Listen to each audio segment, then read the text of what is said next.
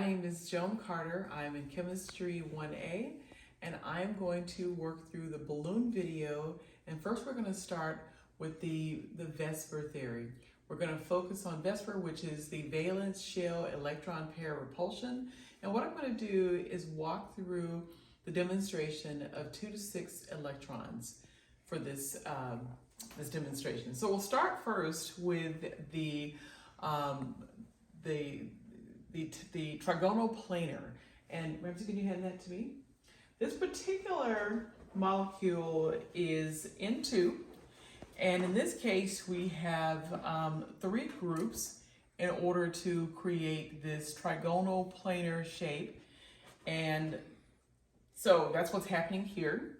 Now then what I'm going to do is I'm going to eliminate the oxygen, and then we go from N2O to N2. N2 is definitely a linear configuration that you can see here. And so this is O2. Then I'm going to jump over, can you hand me this one? Now we're going to shift into a tetrahedral shape. And the tetrahedral is generally 109.5 degrees apart. And so in this case here, we're looking at N2H2, which is nitrogen hydride. So there you'll see the nitrogens, and you will see the 2 hydrogens making it nitrogen hydride. Okay, so that's what that one is. That's tetrahedral. Then we're going to shift to the next one, which is methane. And I'll put that there. We'll shift to this one. So this is methane. So methane has 1 carbon and it has 4 hydrogens. So we will assume that these are all the same green, but basically this is the tetrahedral shape, okay? Now we'll go to the next group, which shows the 6th pair, which is this one. And this is a octahedral shape, 90 degrees, and what we chose for this one is bromine pentafluoride. So there's bromine, and normally there will be different colors, but we put the colors there so you can see. So these are examples of the electron groups 2 to 6, and these are some of the VSEPR examples. Now we're going to shift over to hybridization. All right. So when we think about hybridization, first let's talk about what that really is. And I'll show you some groupings here in just a second, so as you get ready for this. When we think about hybridization, essentially when we think about our electrons and the groups they're in, when we think about the SP, the SP2, and SP3, really what's happening here is we have the SP plus P making the SP. And maybe we could just pan over and show a little bit of what's happening here. Then we have the SP2, which is the SP plus 2 Ps. And then we have the SP3, which is the S plus 3 Ps. And really what's happening here is we're talking about what happens with hybridization. Hybridization really is what happens when you're creating sigma bonds. When something is unhybridized, then we create pi bonds. And I'll show you that as we kind of work through that. And then we talk about, just an example, what's really happening here. When we think about things like carbon, carbon essentially has 4 valence electrons in it. And normally you would have the 1s and then the 2s, that are here.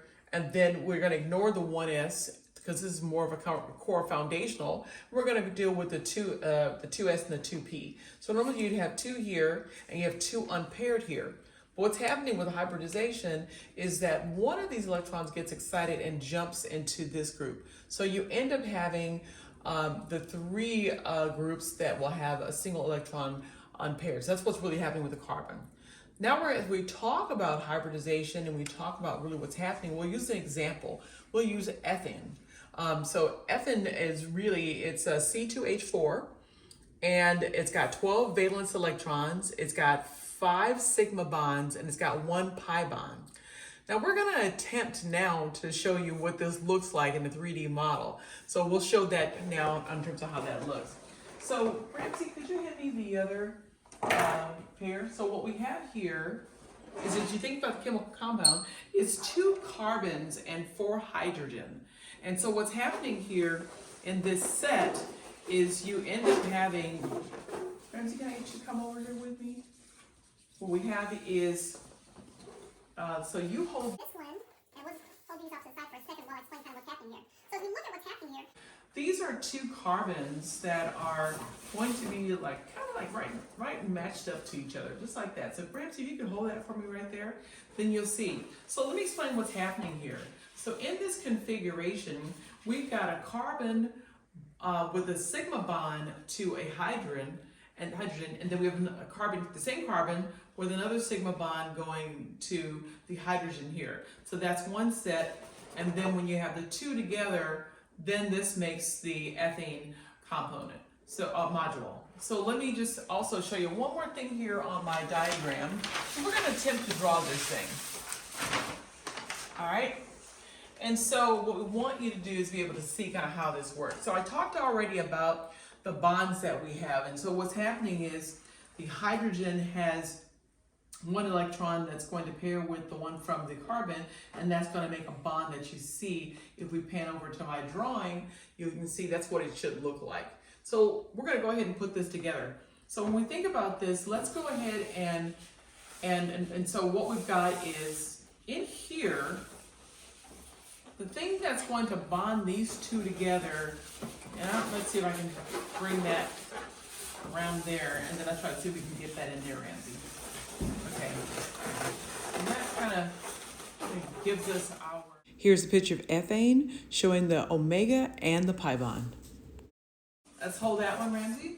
So I'm actually going to make this pink one be the omega bond that we have. And so we're going to get those 2 carbons together, and then we'll show that bond, and that is I'm just going to, bear with me for a second here. I'm just going to twist these 2 together, and I'm going to give you just a visualization of what we have that is a sigma bond. Okay. So now if we have these 2 kind of together, and then you see that sigma bond there, that's what's happening. And when we look at this, so Ramsey, you can hold that there. What happens is we have 5 bonds, right? So we've got a bond between the carbon and the hydrogen in the front, and in the back, that's 2. And then here in the middle, that's 3. And between the carbon and the hydrogen here is 4, and the carbon and hydrogen there is 5. Now we're going to take this, and we're going to show you what would be the pi bonds. bear with me for a second. Let me grab that. Okay. So A pi bond, in this case, right, so this is not meant to be 2 pi bonds. I'm just trying to show this just for the visualization, that what happens is you have an unhybridized, I think the best way to do this is to kind of show, maybe if we went like...